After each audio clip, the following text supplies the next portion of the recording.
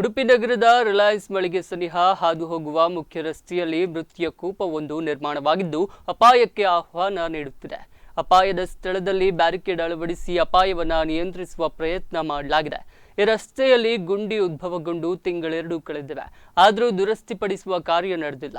ನಗರಸಭೆ ತಕ್ಷಣ ರಸ್ತೆ ಹೊಂಡ ಮುಚ್ಚಿಸುವಂತೆ ನಾಗರಿಕ ಸಮಿತಿಯ ಸಂಚಾಲಕ ನಿತ್ಯಾನಂದ್ ಒಳಕಾಡು ಆಗ್ರಹಿಸಿದ್ದಾರೆ. ಇನ್ನು ಇಲ್ಲಿಯ ಗುಂಡಿಯಲ್ಲಿ ಮಳೆಯ ನೀರು ಹರಿಯುವಾಗ ಬಿದ್ದ ವ್ಯಕ್ತಿ ಒಳಚರಂಡಿ ಮೂಲಕ ಕೊಚ್ಚಿ ಹೋಗಬಹುದು. ಸುರಂಗ ಮಾರ್ಗದಂತೆ ಇಲ್ಲಿ ಗುಂಡಿ ನಿರ್ಮಾಣವಾಗಿದೆ.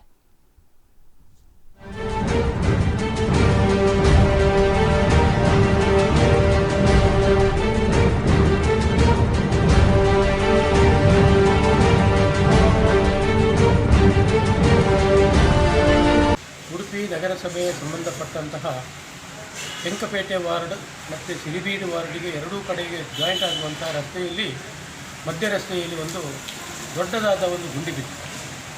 ಅಂದರೆ ಅದು ಒಂದು ಡ್ರೈನೇಜಿಗೆ ಬರ್ತದೆ, ಇನ್ನೊಂದು ಚರಂಡಿಗೆ ಮಳೆ ಹೋಗುವ ದೊಡ್ಡ ಚರಂಡಿಗೆ ಕೂಡ ಸಂಪರ್ಕ ಆಗುತ್ತಾ ಗುಂಡಿ. ಆ ಗುಂಡಿಗೆ ಈಗಿನ ಮಳೆಯ ಸಂದರ್ಭದಲ್ಲಿ ರಾತ್ರಿ ಹೊತ್ತಿಗೆ